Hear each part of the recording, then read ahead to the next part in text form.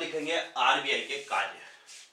अब reserve bank of India काम क्या करता है, इसके कामों को समझते हैं कि क्या क्या इसके काम होते हैं। आरबीआई के कार्य, सबसे पहला जो आरबीआई का कार्य है, आरबीआई 1 रुपये के नोट और सभी प्रकार के सिक्कों को छोड़कर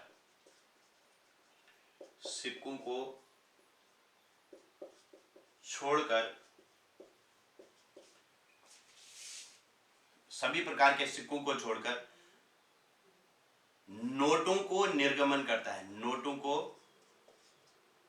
का निर्गमन करता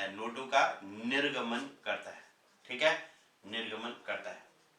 अब आरबीआई एक तो 1 रुपए के नोट को जारी नहीं करता, उसका काम नहीं है। 1 रुपए के नोट को कौन जारी करेगा, तो भारत सरकार इसे जारी करती है।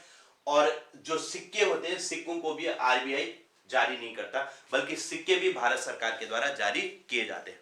सबसे मुख्य काम तो आरबीआई का ये हो गया कि नोट निर्गमन का कार्य है। सबसे पहला काम क्या है, नोट निर्गमन करना, ठीक है। तो मुख्य काम सबसे पहले ये है। दूसरा क्या है, दूसरा कार्य क्या है, आरबीआई बैंकों का बैंक होता है, बैंकों का बैंक होता है। इसका मतलब क्या है, देखो, जितने भी बैंक हैं, जितने भी हमारे देश में बैंक हैं, सभी बैंकों के वहां पर खाते होंगे, ठीक है। कोई भी बैंक ऐसा नहीं होगा जिसका आरबीआई के पास खाता न हो। तो सभी बैंकों के खाते होते हैं और सभी बैंक अपना पैसा वहां जमा भी कर सकते हैं और वहां से ऋण ले भी सकते हैं। तो अर्थात इसका मतलब क्या है, अर्थात आरबीआई में सभी बैंकों के खाते होते हैं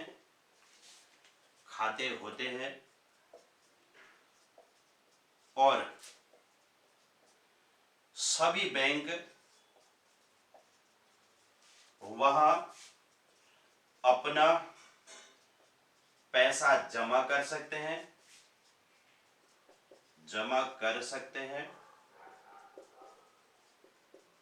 और ऋण भी ले सकते हैं, उन्हें आवश्यकता है तो ऋण भी आरबीआई से ले सकते हैं। तो ये दूसरा काम हो गया। आरबीआई क्या है, बैंकों का बैंक है।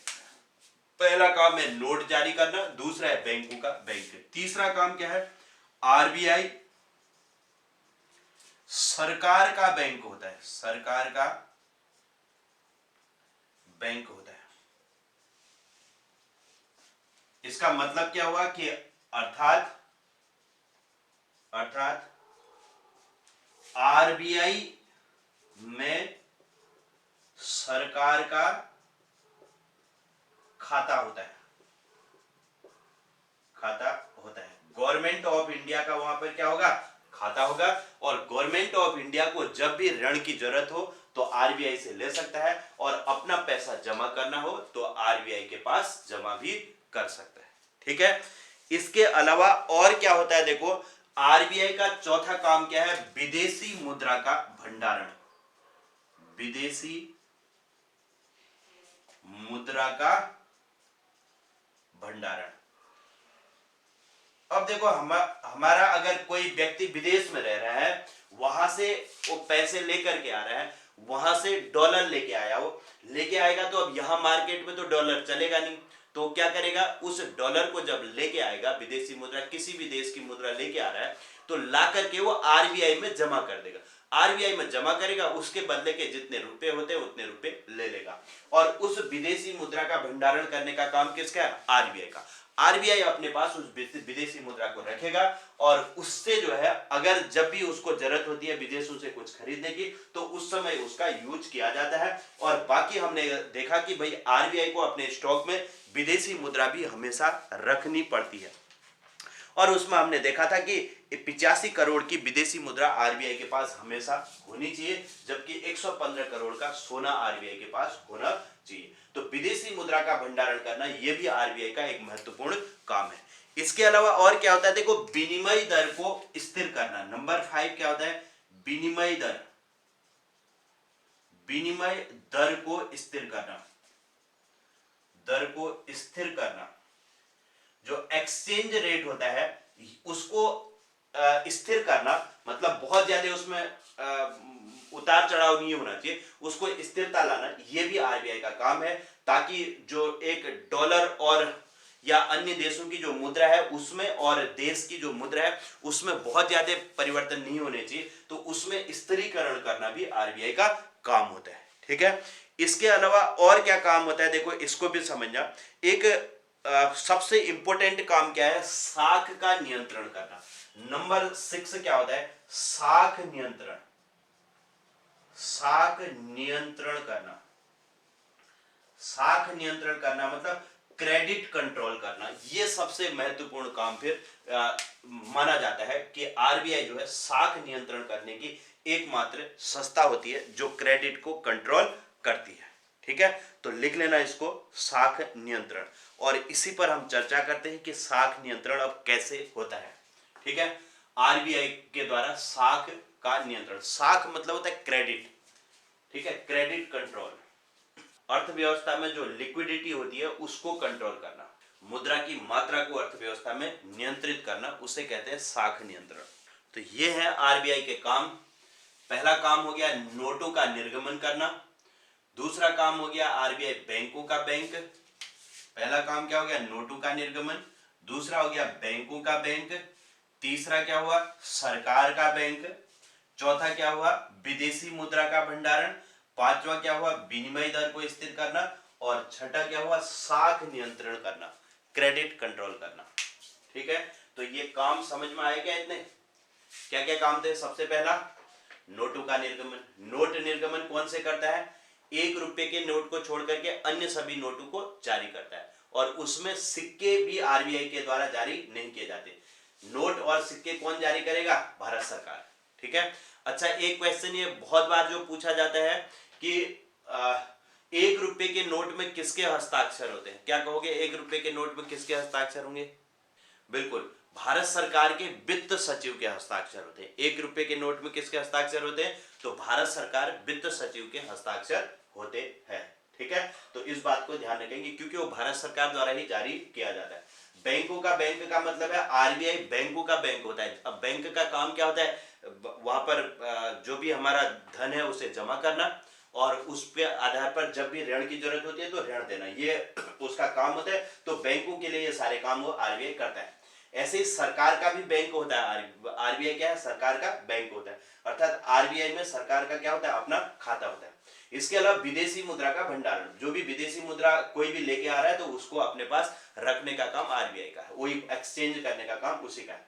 इसके अलावा विनिमय दर को स्थिर करना, और साख नियंत्रण क्या है, देश की अर्थव्यवस्था में जो मुद्रा है उसकी मात्रा में नियंत्रण करना, लिक्विडिटी में नियंत्रण करना, उसे कहते हैं साख का नियंत्रण। तो अब ये सबसे इंपॉर्टेंट हमारे लिए जो रहता है वो साख नियंत्रण होता है कि आरबीआई किस तरीके से साख का नियंत्रण करती है। तो अगली हेडिंग लिखेंगे आरबीआई द्वारा साख नियंत्रण। नेक्स्ट हेडिंग लिखेंगे आरबीआई द्वारा साख नियंत्रण। साख मतलब होता है क्रेडिट कंट्रोल, क्रेडिट को कैसे कंट्रोल करती है आरबीआई। अब हेडिंग लिखेंगे साख नियंत्रण या फिर credit control.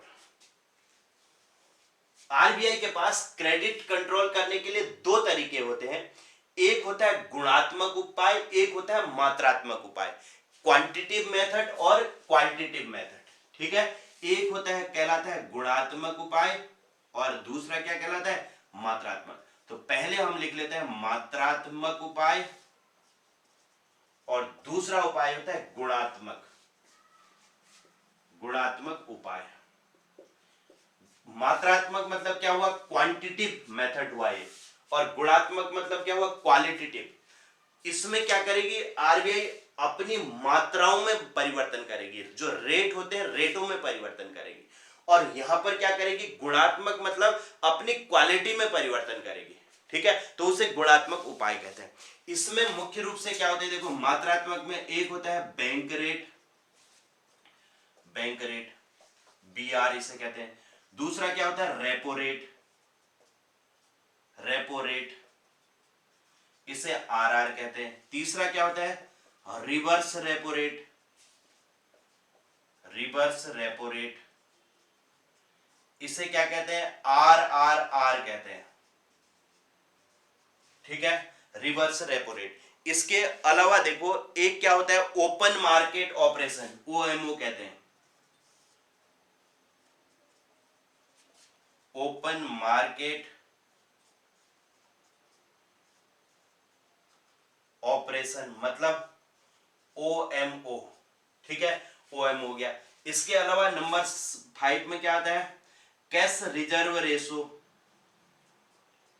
Cash reserve ratio कहते हैं इसे, मतलब CRR कहते हैं। एक होता है SLR, वैधानिक तरलता, वैधानिक तरलता अनुपात,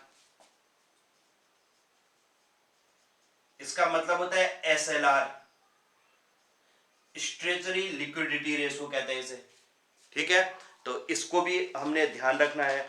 और इसके अलावा एक MSF होता है, MSF नंबर 7 लिख दे रहा हूं, MSF ऐसे ही लिख दे रहा हूं, ठीक है। MSF का मतलब होता है मार्जिनल स्टैंडिंग फैसिलिटी इसे कहते हैं, मार्जिनल स्टैंडिंग फैसिलिटी, ठीक है, तो MSF भी इसके अंतर्गत आता है। अब क्वालिटेटिव में क्या होता है, देखो एक होता है चयनात्मक साख नियंत्रण,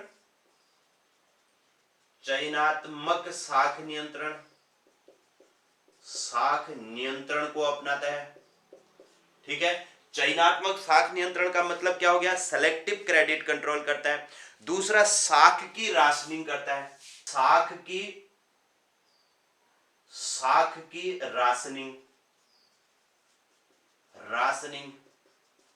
और तीसरा होता है नैतिक दबाव, नैतिक दबाव प्रेशर डालता है RBI बैंकों पर। और चौथा जो है प्रत्यक्ष कार्रवाई कहते हैं, प्रत्यक्ष कार्रवाई, कार्यवाही। ये दो तरीके के उपाय होते हैं, एक मात्रात्मक उपाय, दूसरे गुणात्मक उपाय, ठीक है। RBI क्या करता है, साख क्रेडिट कंट्रोल के लिए मात्रात्मक उपाय भी अपनाता है और गुणात्मक उपायों को भी अपनाता है। मात्रात्मक उपाय में क्या है, bank rate, repo rate, reverse repo rate, open market operation, cash reserve ratio और SLR और MSF, ये इसके तरीके हैं। जबकि गुणात्मक में क्या करता है, एक तो चयनात्मक साख नियंत्रण करता है, मतलब सेलेक्ट कर लेगा कि भाई इसी क्षेत्र में हमें क्रेडिट देना है ना, मतलब पैसा देना है, सेलेक्टिव क्रेडिट कंट्रोल इसे कहते हैं। दूसरा क्या है, साख की राशनिंग, मतलब क्या होगा, राशनिंग ऑफ क्रेडिट कहते हैं इसे, ठीक है। और तीसरा होता है नैतिक दबाव, नैतिक दबाव मतलब मोरल रूप से प्रेशर बनाता है कि भाई आप ऐसा न करें, इस क्षेत्र में इतना ही ऋण दें, उससे ज्यादा न दें, इस तरीके के नैतिक दबाव को अपनाता है। और फिर डायरेक्ट एक्शन भी अपनाता है, प्रत्यक्ष कार्रवाई। अगर कोई RBI के नियमों को नहीं मान रहा है बैंक, तो उन पर फिर बैन लगाने का काम भी RBI करता है, तो उसे प्रत्यक्ष कार्रवाई कहते हैं। तो इस तरीके से दो उपायों को अपनाता है। अब हमारे लिए जो समझना है, ये मात्रात्मक सबसे इंपॉर्टेंट होता है, RBI के जो उपाय होते हैं, और ये अक्सर हर 3-3 महीने में आप देखते होंगे न्यूज में आते रहते हैं कि RBI ने ये किया, अभी इन रेटों को बैंक रेट इतना कर दिया, रेपो रेट इतना कर दिया, ये समय समय पर आते रहता है न्यूज वगैरह में भी, अखबारों में भी, ठीक है। तो इसको हम थोड़ा सा समझते हैं।